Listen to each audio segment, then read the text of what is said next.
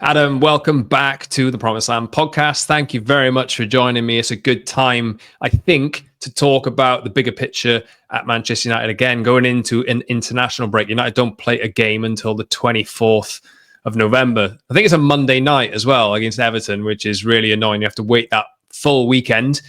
And the international break, it come around way too often at the start of the season. But I think it's a good time. Last time we spoke, it was just after Sunderland and just after Brentford as well. And I think a lot has changed over the past month or so. How are you doing, man? Good to have you back.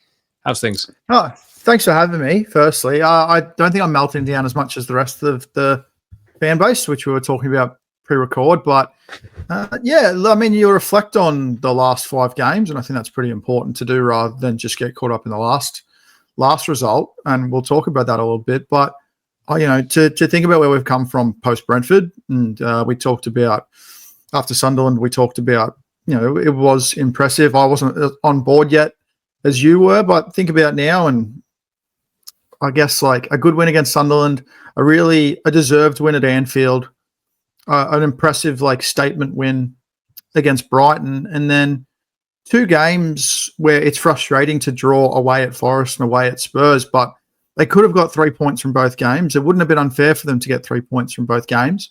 But in the bigger picture, you take a point at Forest, and you take a point at Spurs, and 11 points in 15. If you'd told us prior to this 5-game run that it was going to be 11 points, we all would have taken that.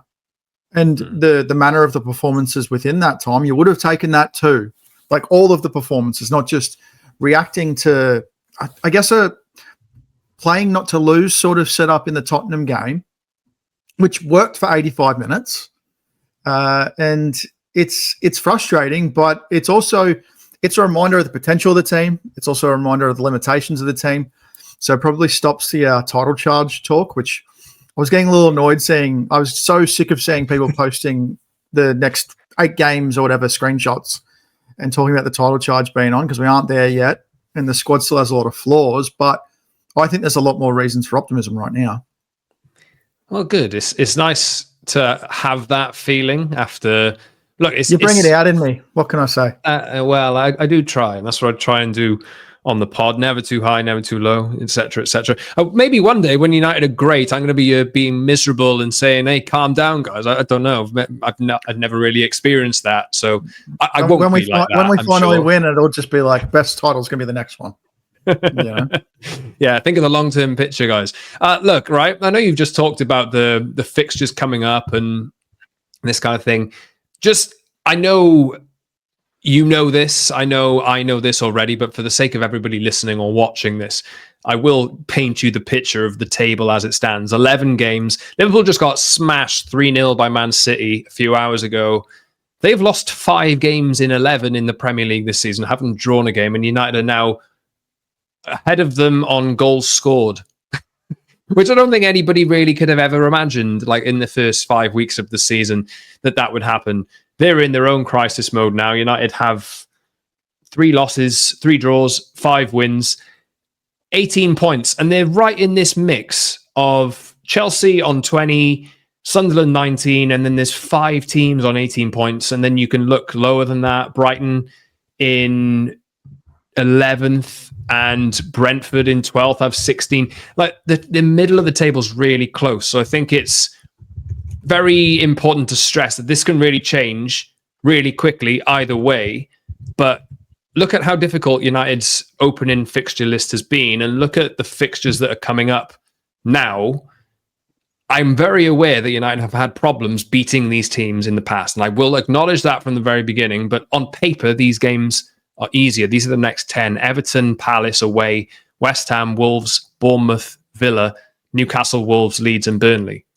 Like, you have played all of the big 6 in those first games.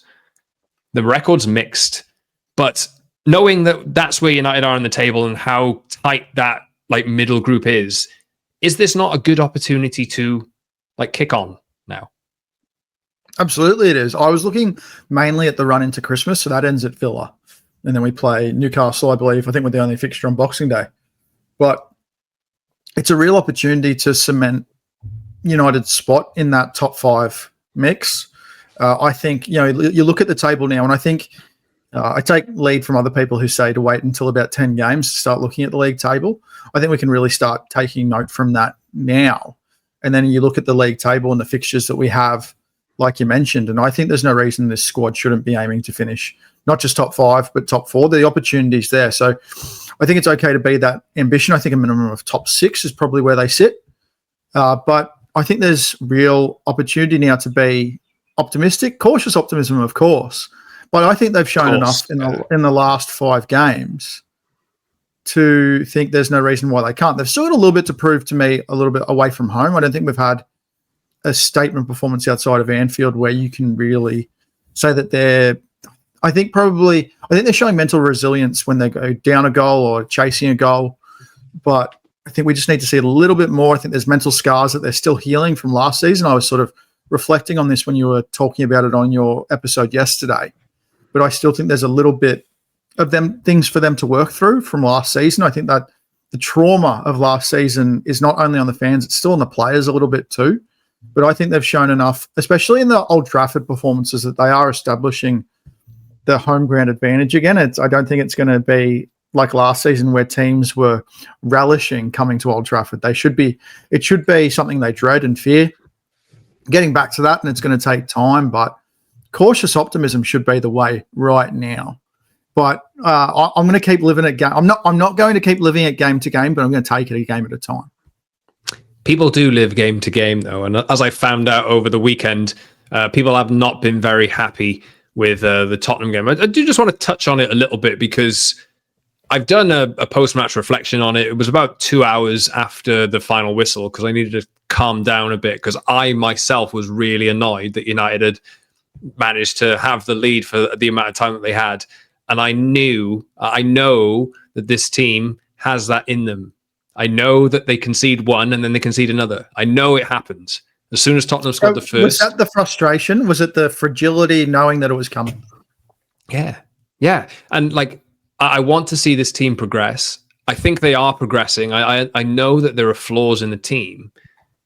And you can't just magically eradicate them. It's just unrealistic to expect that.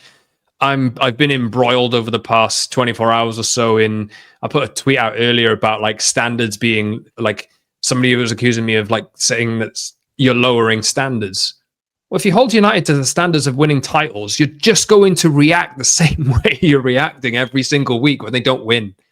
It's a recipe for sending yourself dizzy. It's crazy to me. But look, I agree with you. I think we either said it on the pod already or before we started recording. I kind of mixed the two up. But Amorim did set up more defensively at Spurs. I don't love it really, but I kind of see why he did it.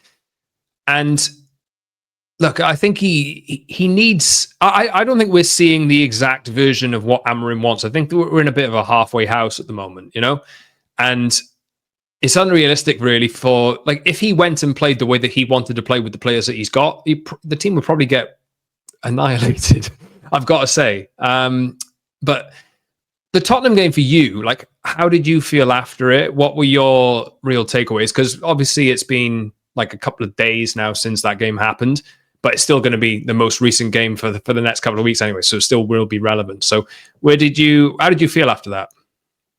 I was frustrated because it felt like they'd played not to lose and nearly done it. I think the negative setup is probably something I'm never going to love, but I do understand it and the limitations of the squad. So when you try to rotate, you're probably always going to have troubles, and we're seeing that with substitutions as well. I'm never going to like when Amorim sets up with two fullbacks in the wing-back roles. I think it castrates the attack a little bit too much for my liking. It really caps what the attack can do because you just don't have enough. You don't have enough attacking players on the park. All of a sudden, you're really playing with 5 defenders and a screening defensive midfielder. Because we know that Casemiro, one of the things that he's smarter at, he doesn't move around a lot anymore. He tends to stay in his position, and that's probably a difference between him and Ugarte, who goes ball chasing and opens up more central areas as a result. He's a little bit too reactive, whereas I think Casemiro is a little smarter with his positioning. Well, a lot smarter and much more proactive, whereas Ugarte is reactive, and it can be a little troubling. But to actually answer your question, reflecting on it, it was good to get the point. It was also, you can also take positives from the fact that it feels like 2 points dropped rather than a point gained. That is a sign of progression within itself. And I think that's why there was frustration, and I was one of those people from Forest, because that too felt like 2 points dropped. So that, to me, that's a sign of expectations. And I think, like you said, if you're comparing it to title charges and things like that, and I had a chuckle when I logged on and saw you having old tweets dug up about you. I know what that's like, but you can't. It's so weird, man. It's so weird. Like, why? It's the nature of Twitter. Like, and I do it as much as anyone else. So I'm not gonna bitch and moan about it, but it's a bit of one-upmanship. It's like, you said this, but you said this 4 years ago in a completely different context.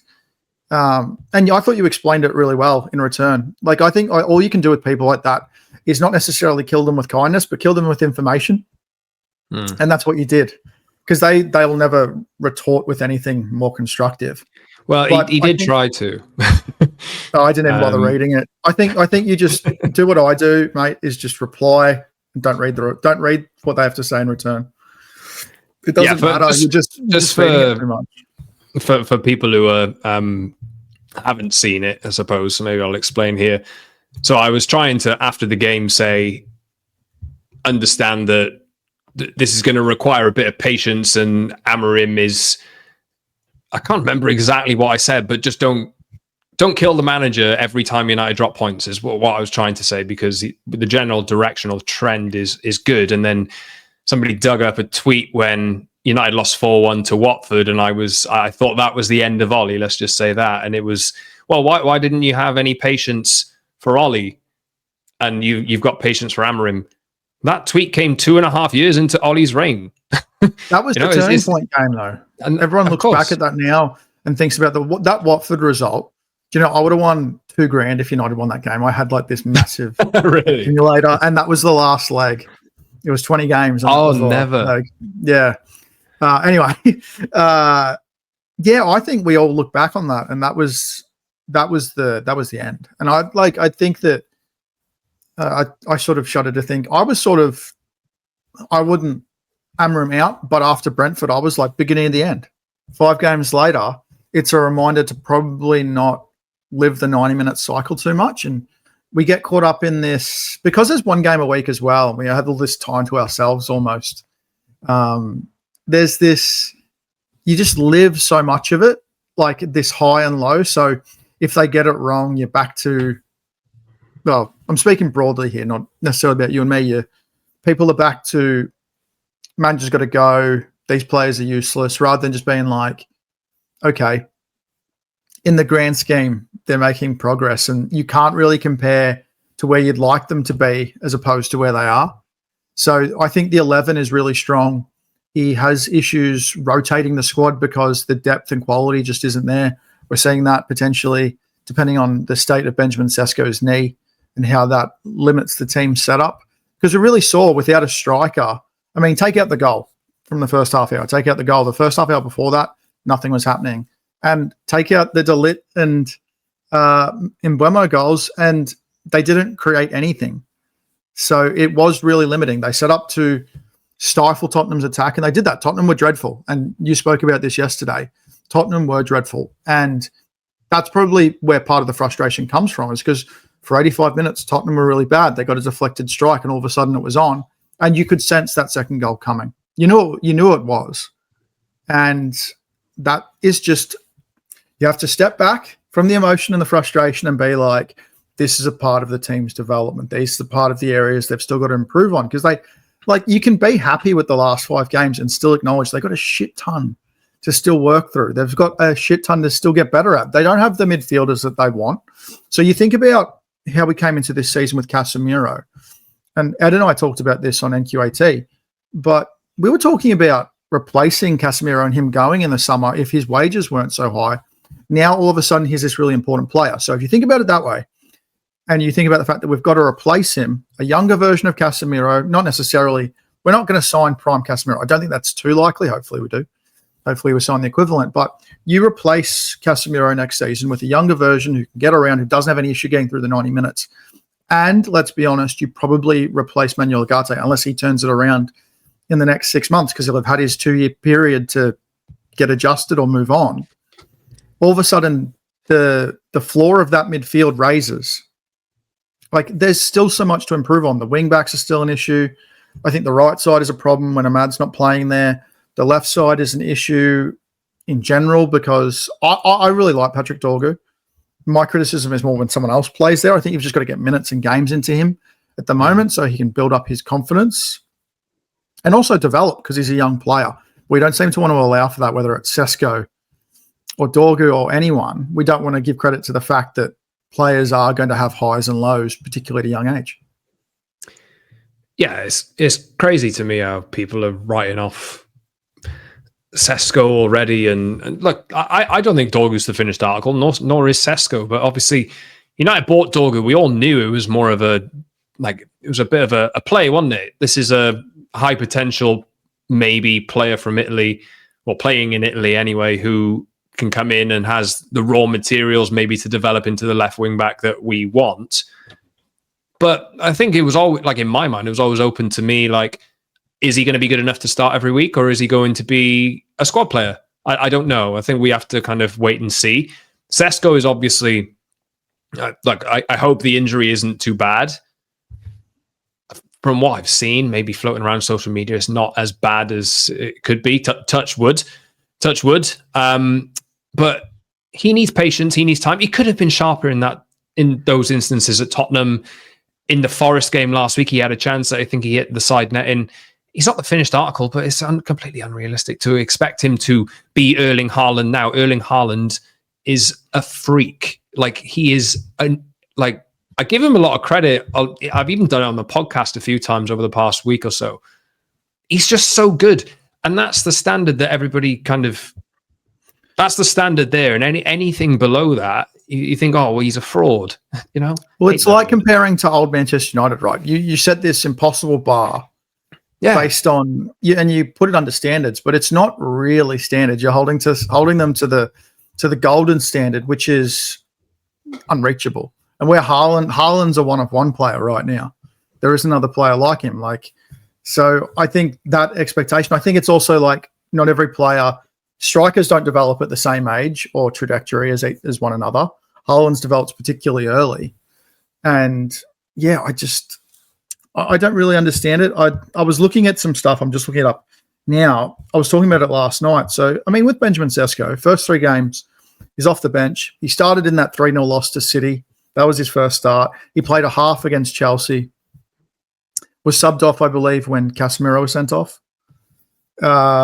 He started and then scored back-to-back Brentford and Sunderland, off the bench again versus Liverpool, and then started versus Brighton and Forest, came off the bench versus Tottenham. So he hasn't really had continuity. He hasn't really just had a run of games. So you can say that he's played 11 games, right? But it hasn't been like a straight run. And I think that one thing that Amorim's doing with his selection, because he knows he needs to get results, and I think this is a good demonstration of why he's starting Diogo Dalot. He's sort of putting results ahead of development right now, because he can't really worry about the long term all the time. Sometimes he just has to worry about results. And I think with the thing with picking Diogo Dalot is you know what you're going to get. So like the ceiling of his performances are much lower, but so is the floor. So with Dorgu, the floor is much lower, but the ceiling is higher. And I know you can say that the floor is lower with Dalot too. And I don't disagree with that. I think he is a squad player. But I see that I understand why Amorim and managers in general pick him, because he comes under reliable, because you know what you're going to get. Whereas with a younger player, it's not because they're descendants of a guy in the circus from the 1900s, is it? Or like Samuel Luckhurst ran out of content and apparently jumped on ancestry.com to write something in the Sun. That is mad. That is absolutely wild. Anyway, sorry. No, it doesn't. Like, I didn't comment on it at the time, and I did comment on it like later and then deleted it. I was like, don't give a shit. I just don't give a shit that they're related. And like, you could trade, like, lots of people are related if you trace back through their ancestry. It doesn't mean anything. He doesn't like could not give a fuck. Anyway, but Dalot, I think he's a particularly sore point for a lot of people, like me as well. I think he kind of grates me more than most. Like, if you watch him, like the first touch in like every game that he has, he tends to not control it, or it runs, or it bounce. Like, I think he came on at Tottenham, and then the first thing that he did was the ball bounced off his shin and he gave it away. Exactly the thing that popped into my head. And the same thing happened at Forest as well. I think in his first action, he kind of let the ball roll under him, or it went out of play. And look, and that's the players that United have, and it's unrealistic to expect miracles out of the squad at the moment, because look, you can see, like, over the course of the summer, United have signed Brian Mbeumo. He's an absolute godsend. Like, he's amazing. Like, and I'm so starved of what a good. Like, I'm not like putting down any of the players who've left, because they've all had their good patches, but just the coldness that he has. It's just that I haven't seen anything like it in a United shirt for a long time. And it's a breath of fresh air. And it just goes to show, like, if the guys at the top who are doing recruitment are going to get more chances to recruit in other positions, their strike rate so far has been okay. You know, we're talking about Sesko. We're rebuilding. But the squad is being rebuilt. It's like we keep forgetting that the squad is, I would say, halfway.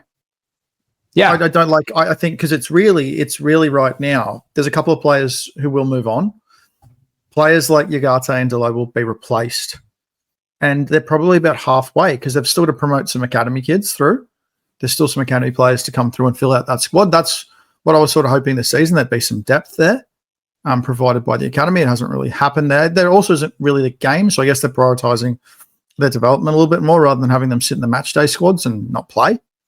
But really, there's only about 12 or 13 players, so they're really just about halfway done. They've still got to add at least another centre-back, 2 centre midfielders, probably a wing-back on either side, maybe another goalkeeper. That's a lot of players. That's still a lot of players. I was wondering what you thought. You were just talking about Dalot. I was wondering, what did you think? What was your immediate thought when Patrick Dorgu was substituted for Diogo Dalot? And did you see Dorgu and what he mouthed when he was subbed? I didn't actually see it. What did he do? No, he just said, "Fuck's sake, man." I think he was disappointed. He was playing well. He was. I thought something was, really was a mistake at the time. But he was on a booking, right? And I've seen, like, when did he sub him? At 80 minutes, I think it was. And you can always say because obviously he was the last sub, right, Dalot? Yeah, the hindsight aspect of it. The hindsight aspect of this, well, he shouldn't have ever made that 5th sub because Sesko got injured and they finished with 10. It wasn't. Do you think that he can? Me? I just don't think he should have made the change. Yeah, no, I get it. That's the risk you take whenever you use your 5 subs. When I use 5 subs in the 60th minute of Football Manager because I can't be bothered subbing players later, that's the risk I take. Like, it's always going to happen. It wouldn't matter if you'd done it 79th, 84th minute. It doesn't matter. It doesn't. Yeah. That's just like it. It's always going to happen when you make your 5th sub. The thing for me was I probably wouldn't have subbed him off because I thought he was playing well. I actually thought subbing off a young player who's having a good game, not good for his confidence. Trust him. Show some faith. The booking stuff doesn't bother me. It's sometimes like different thing. If Casemiro gets booked in the first half, I'm probably subbing him off pretty early into the second half just because he is prone to a dive into a challenge. But I would have just on that decision itself, not the Sesko aspect, because you can't predict that. And maybe he was carrying a knock. I don't know. Thought he was running a little weird. And I talked about this pre-record, but I would have left Dorgu on. And if I'm protecting a lead, Diogo Dalot is probably not the player I'm subbing on.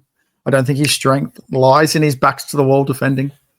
I don't like on Dalot. Like I do kind of agree with you really, because every time Dalot comes on, I think he's that player for a lot of people. You just think, oh no, what's he going to do? And yeah, it's just a tough one. But I understand, like, Amorim has people that he trusts. He knows that the quality isn't there. The Ugarte sub, United spent 50 million on Ugarte. Was he not going to? I'm seeing people complain about like Casemiro coming off and then being incredibly why are you doing this? And then finding out later, oh, actually, he has to come off because he had a knock.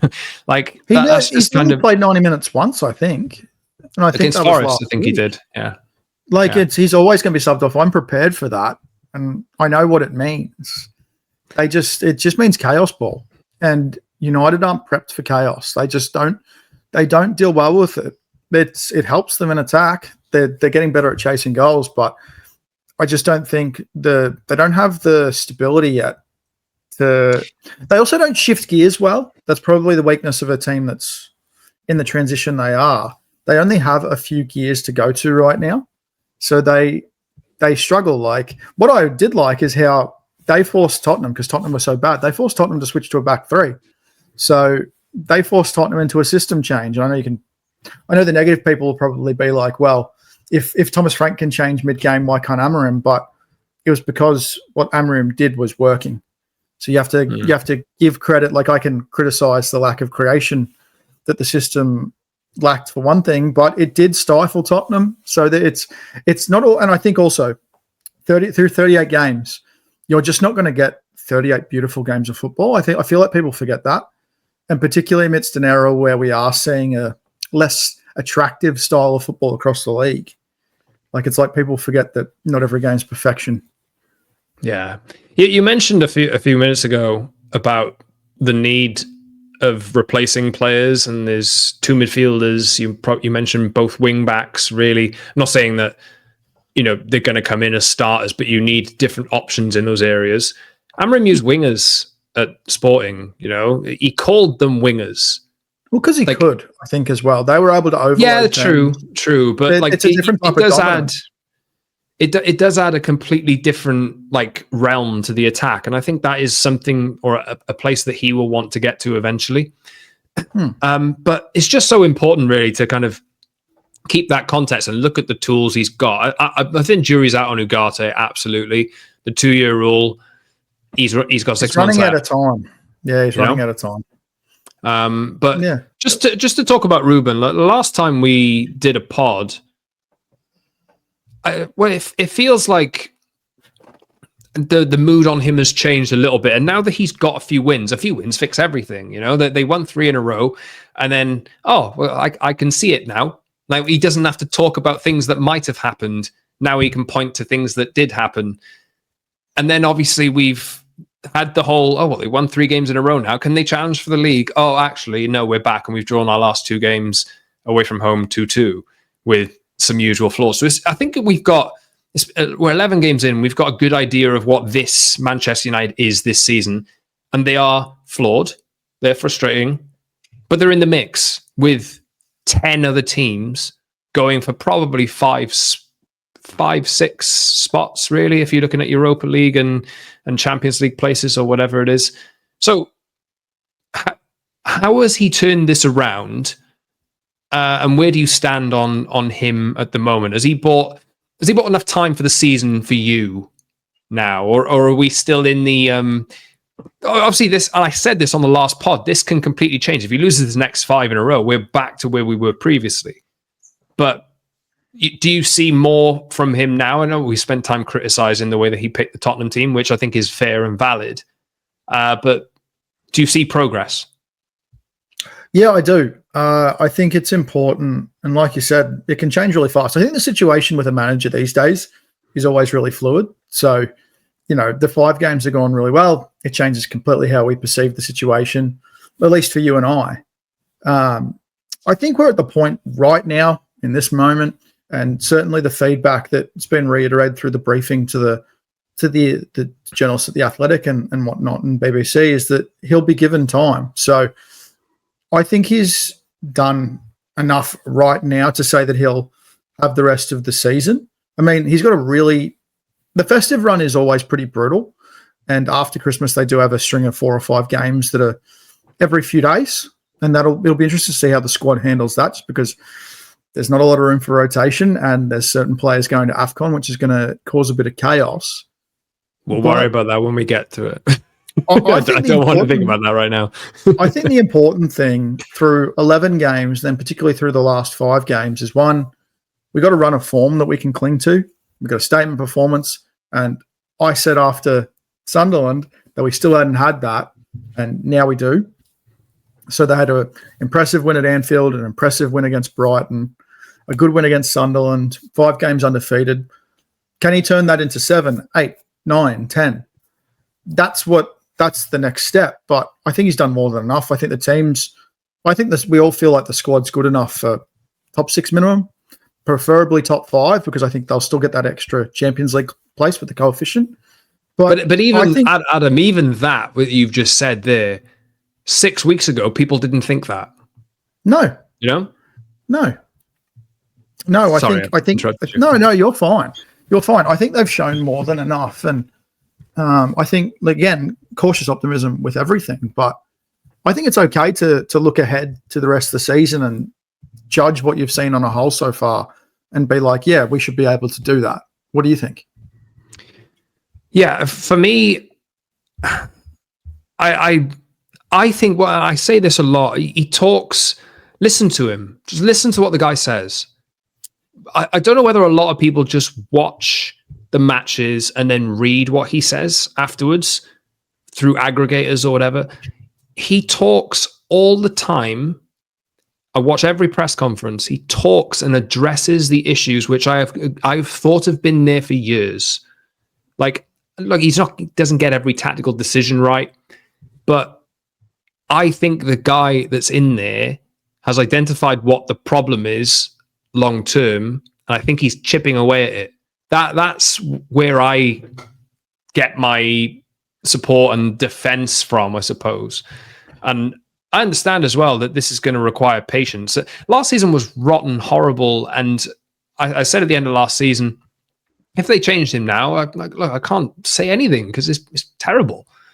But the more the time has gone on and the way that they've identified players over the summer and the strike rate's been pretty good, like I just said, on the players that they brought in, I think they're onto something. I actually do.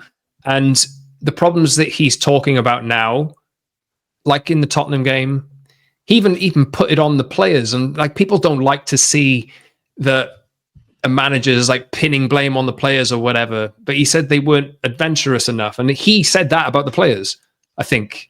Maybe it was something along those lines. I'm misremembering the quote, but it was something along those lines. So it kind of makes me think that there's more to come from him, but he's very aware of the limitations of the players that he's got. And I think he's seen the criticism maybe, and he's thought, well, maybe I do need to change and be a little bit more game to game in certain matches because I can't have what I had last season again, you know, in order to get through this patch where he doesn't have all of the players that he wants. Just mentioned 4 across the midfield, defenders, strikers. There's still a lot more to come. I think he's maybe savvied up a little bit to knowing I can't just do it all my way. I do need to change and adapt a little bit for each game in order to get to the end point, which I think is what a lot of people wanted in the first place, you know? So I'm very much there for him. He's 100% shown tactical adjustments, and like people can keep saying the system is the same, and that's not really what people are saying. They're saying that he's shown difference. Like the long kicks from goal kicks have jumped like to I think H from Twitter from the overlap breakdown. He was saying, you know, long goal kicks are up to 29%. That's not coincidental. He's adjusting to his personnel, and I think that's something he didn't do early doors. Maybe to drill the system into the players. They're willing to take the short-term pain. Like a lot of things that he said have actually come to fruition. I think that because of the amount of media he does, people tune out to his press conferences. And you're right. I know that people just pay attention to aggregators because the majority of quote tweets and stuff where people are getting mad, it's something from an aggregator.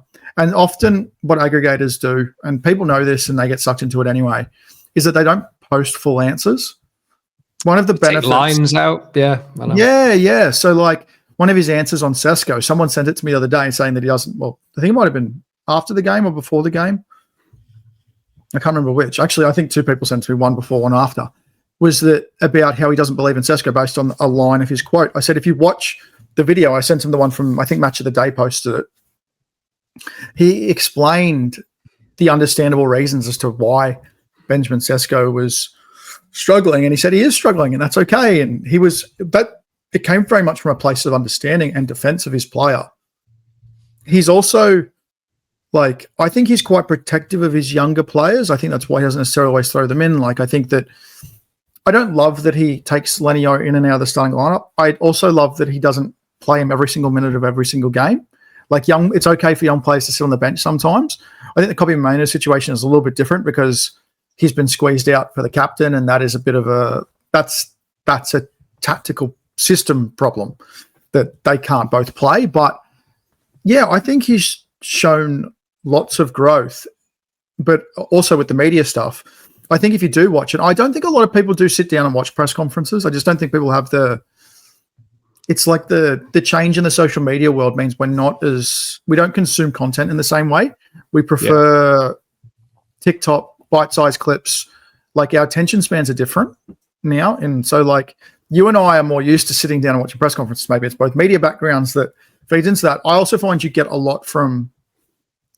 much from a manager's comments as you do his demeanor. I think his demeanor really matters. And I think the way that Amorim explains things, and also people don't give credence to the language barrier, which means that sometimes words that he says on paper can sound a lot different to how they're said in the press conference. His body language can speak a lot to what he's saying as well. And you can't pick that up off a quote on Twitter. Yeah, so if you're listening or watching this and you do consume it that way, I would just advise that you do, you can watch them on YouTube. The United upload them. Well, that's how I have to do it with the broadcast that we have here. They don't show them after the game. They just go straight to the. Go straight back to the. Yeah. They don't show the press conferences, so I watch them on YouTube. So that's just how I'm used to it. I don't think a lot of people choose to seek it out though. So maybe that is more of an overseas fan base thing, but they just go back to the Premier League studios after the game and they just go straight to the talking heads. That's interesting. I've always kind of thought that, but never really vocalized it all that much. And I think I like to watch. I've done this with Ollie. I did it with Ten Hag. I did it with Ranić. All of these different. I stopped with Ten Hag. I couldn't take his press conferences anymore. He was boring. It was a chore. It was a chore. Amorim just brings you when he comes in with a good demeanor and a nice and fresh face, and he's laughing and he's chuckling and he's saying certain things and then having a joke, this kind of thing. That's kind of what I like. He's coming across a lot more relaxed. Obviously, the results are helping. That's exactly what I thought when you said that. I was thinking about just then how different he looks. He it's like that photo that was going around. You posted it. Him in his car. It's amazing what winning can do for someone. It can give you color and it give you a complexion back. Winning cures all. So if we'd beaten Spurs 1-0, Scott, and played the most dour, boring game, 36 hours later, all people would care about is the fact that we won at Spurs. That's it. It's fine. It's fine margins. In the live moments, people give a shit about the style, but ultimately, results are what matter. And I think he knows that too. And that's why he's playing a certain way, because he knows getting results, because the club has to get back into Europe. Financially, it is it is the only way. Otherwise, you're going to be like me in Football Manager in £330 million of debt. So did you do that? I think maybe paying in installments is coming back to bite me. But I got to, they keep taking away my transfer budget, Scott. I'm leading the league by 12 points and they take away my transfer budget. Well, as long as you're at the top of the league, that's the most important thing. Winning cures all. It does indeed. So Everton home, Palace away, West Ham home, Wolves away, Bournemouth home. Bournemouth got smashed 4-0 by Aston Villa today as well. Aston Villa away, so that's the next game after that. Newcastle, who are in a bit of pain at the moment. Wolves again, Leeds and Burnley away, and then I think they got City and Arsenal, or Arsenal and City in January. Obviously, there is AFCON. There will be injuries. We've had a few injuries rack up over the past day or so, and hopefully they're not too bad. But I think I thought the Tottenham game for me would be a really big. It was a big test in my head because the record against Spurs is terrible.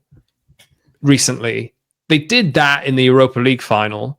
Spurs have now gone from being this team which everybody, like, it's Spurs, right? United should just be sweeping them aside. And over the last 4 years or so, it's been terrible. Like, and how do we get to this point? So I thought this would be a really interesting game for me to kind of work out how far the players had actually come. Like, if they could have gone into that game, took the lead at 1-0 and then saw it out, that would have been a big step forward for me, based on knowing that, like, in previous weeks and even at Forest the week before, they conceded 2 goals in 5 minutes. And that I know that's still there. I wanted to see if they could go to Spurs in a ground that can be difficult against a team that's really struggling at home, go and put a performance in and win, like Chelsea did last week.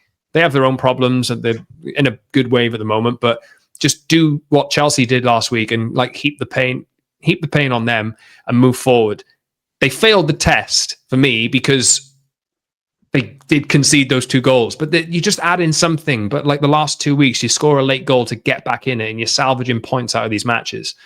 It's a big test for me, but another big test coming forward. I've just mentioned those fixtures. These are games now coming up. Everton, West Ham, Wolves, Palace away is difficult. Even Bournemouth. That should be That is a test of Man United's progress now. These 5 games coming up, they've struggled in games like this over the past few years. What are you expecting different now? Are you hoping for different? Do you still feel, no? These games don't give me any good feeling at all. If anything, I worry more about these than the big games. How are you feeling on the run that's coming up, and what are your short to mid-term targets for the team? Maybe up until the end of the year. Well, it's a bit of a tricky one.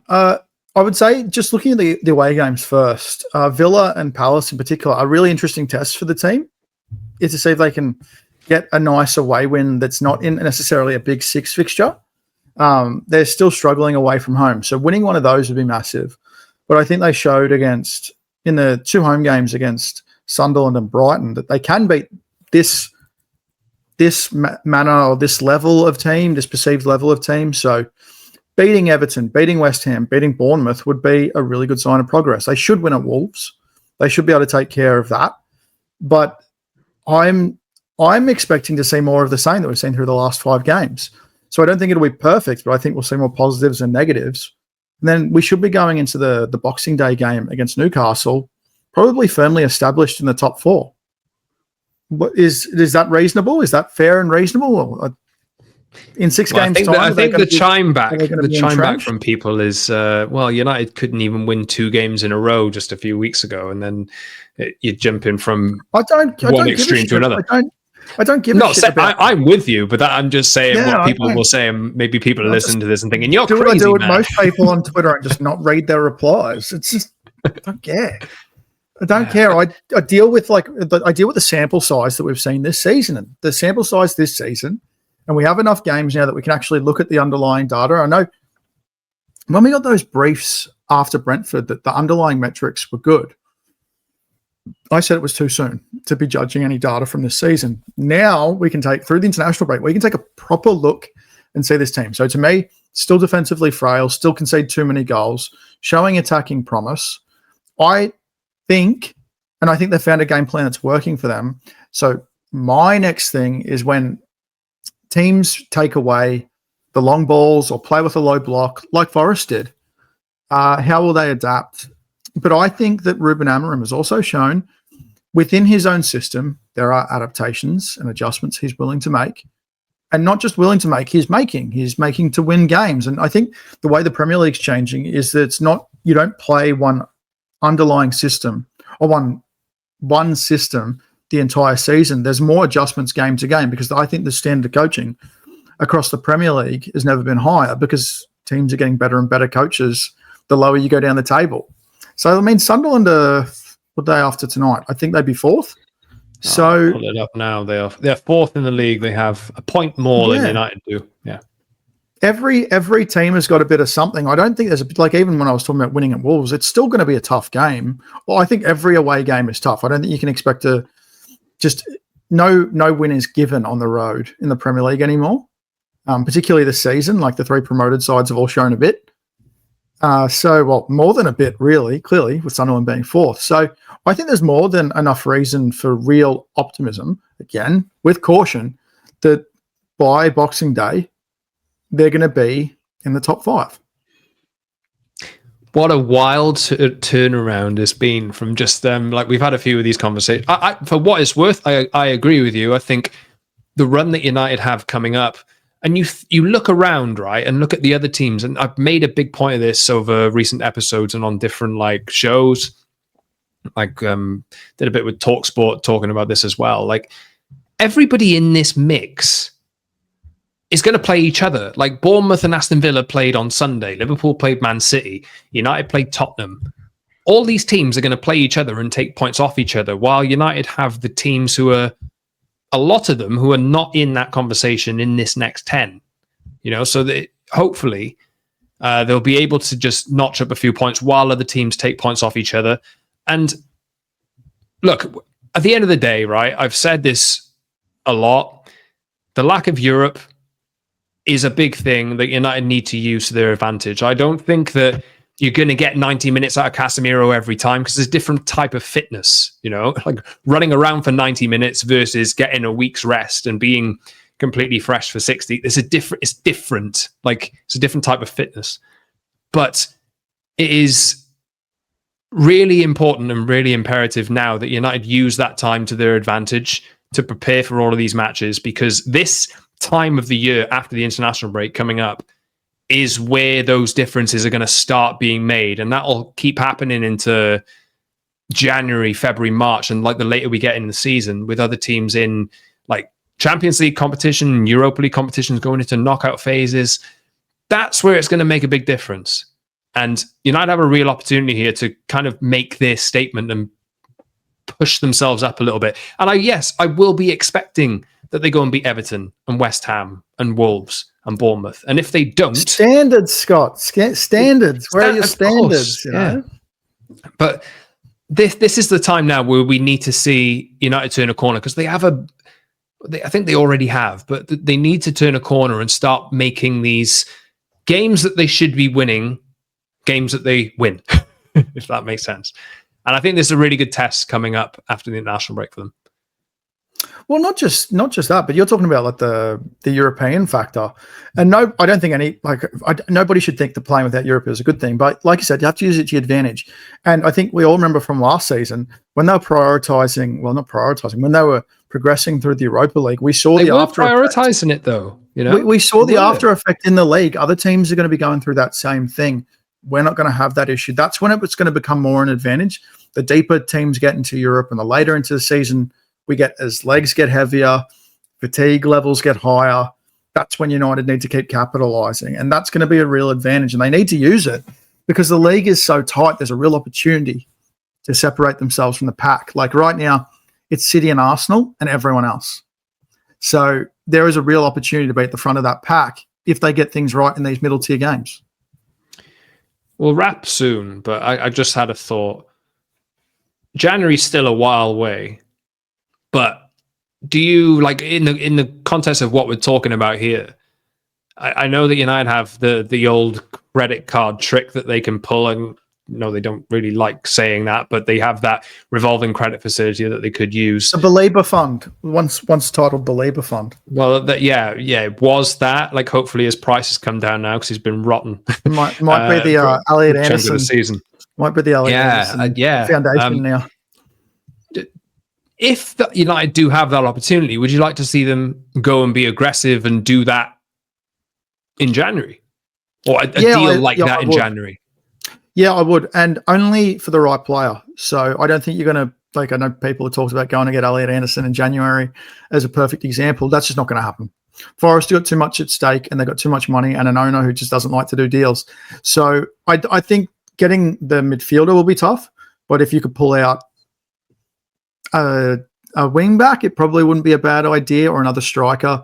I just think they have the finances to push the boat out for the right player. So should the right player be available, I would go do it. In January, that's always a little tough. But the good thing about the modern financial climate and the demands of the modern financial climate is that sometimes you can pry a player loose because clubs need cash. And United will have it. So I don't have huge expectations for January personally, but I think the opportunity of the season and where United might be by then might present an opportunity to bed themselves into the top 4 and top 5. So yeah, should the right player be available, I would go and push the boat out for that player. I don't know if I have expectations of that. What about you? I've got a feeling they're going to get Conor Gallagher on loan or something. I know. I quite like it because I don't love him as a player, but in terms of what the profile of the midfielder in this system needs, it makes a lot of sense to me. I'm not saying go sign him for 60 million quid. You got to judge it in a vacuum. They have like a midfield need. It's a loan. He's a player who did well at Chelsea. I liked him at Chelsea. Sorry, you go maybe ahead. That's going to that might tick off some people. He's not replacing a potential midfield signing. He's filling an imminent need. Yeah, immediate need. The more it kind of goes by, and the fact that Cobby's not getting any minutes, I'm looking at that more, and I'm thinking, are there temporary switches you can make there? Cobby going out and getting minutes, Gallagher, who's been linked with United a few times, coming in and just plastering over that. I'm not saying I want him over everybody else. I'm just saying I've got a feeling that might have some legs in it through no real knowledge base or whatever. I think United have their own big targets and we know who they are, but I don't think they're going to go and do that 80 million deal in. But that's January. why you make that deal, right? So you can still do that deal in June. Yeah, I think you have to judge those moves a little bit differently because it's like, this is not forever. This is just for right now, so that we can push the boat out come in the summer. So I don't hate that, mainly because it's an upgrade and it would give Casemiro a bit of a rest with even if they don't I can completely understand why Cobby would go on loan. I don't know if he will. I don't think there's much of a chance he goes on loan personally. Him and Xerxes, because they're going to be required. The longer the season goes on, AFCON, all sorts of things. I think it's you bring in Gallagher because Ugarte is just not up to scratch, and you've accepted that, and you potentially just sort of sideline the Casemiro replacement or the Casemiro substitute and substitute in Gallagher in his place. That's what I'd prefer. I'm just wildly speculating here, everyone. We're just speaking. Just wild speculation. Speculate wildly. That is what I'm doing. I'm not saying that that's going to happen. I'm not saying that is my number one choice to happen. I just have a feeling that we're going to see a bit more of that. I don't know.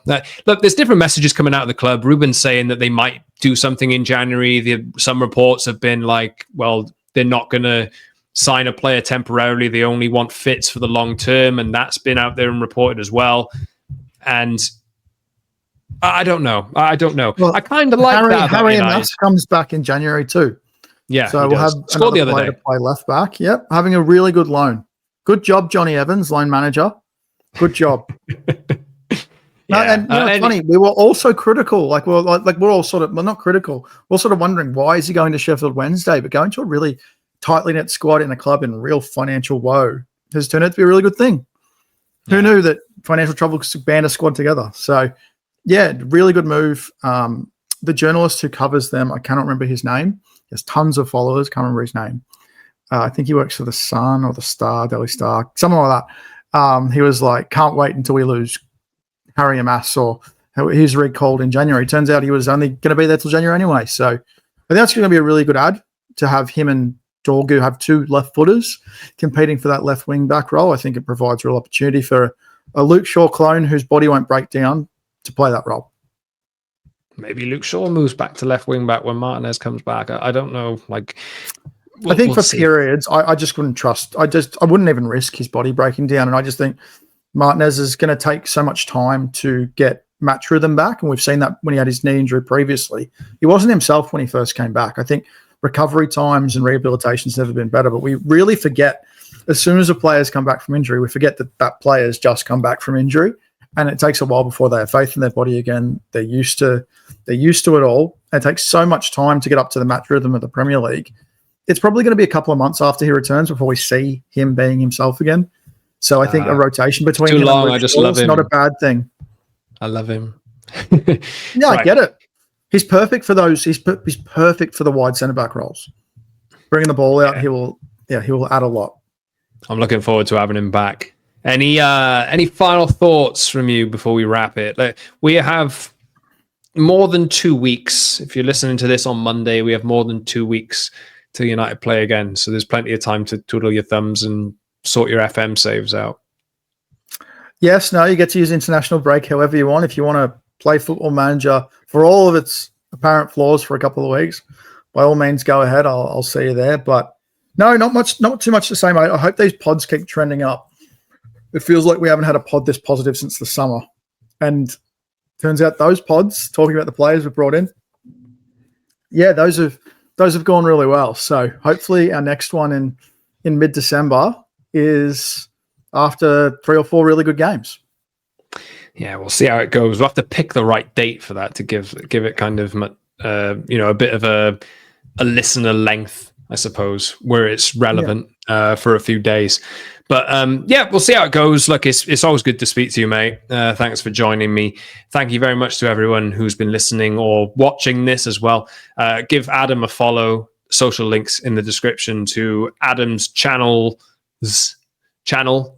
I think, and all of mine in the description as well. Please subscribe to the Promised Land podcast if you've not done so already. Links in the description, like I just said. YouTube, Apple, Spotify, and any other audio platforms that you may frequent. You can find the podcast there. 5-star reviews and comments are very much welcome. Get in touch with us and let us know your thoughts. Are you very much in the right, give the guy time, or are you going game to game thinking that this might be the end? You can do it whichever way you like. It's a shocking way to live. But just realize you're going to be quite up and down, and it's probably not good for anyone. Anyway, that's my take on it. Adam, thanks very much, man. See you soon, everyone, for another episode of the pod. Until next time.